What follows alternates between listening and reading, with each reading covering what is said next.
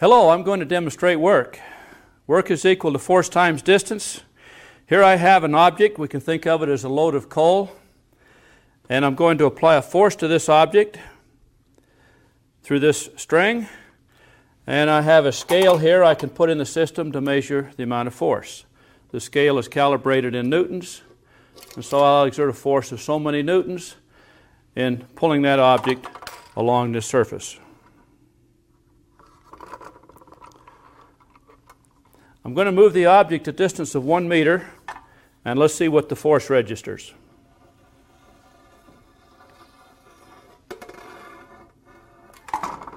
Force of 8 newtons moves an object a distance of 1 meter. That's 8 newton meters of work, or 8 joules of work. Now, another example of work is to have an object that I will again attach to this scale.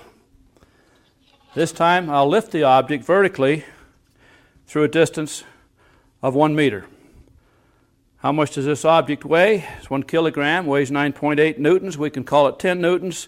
So if I have 10 newtons of force and I exert that 10 newtons of force through a distance of 1 meter, I've done 10 newton meters of work, or 10 joules of work.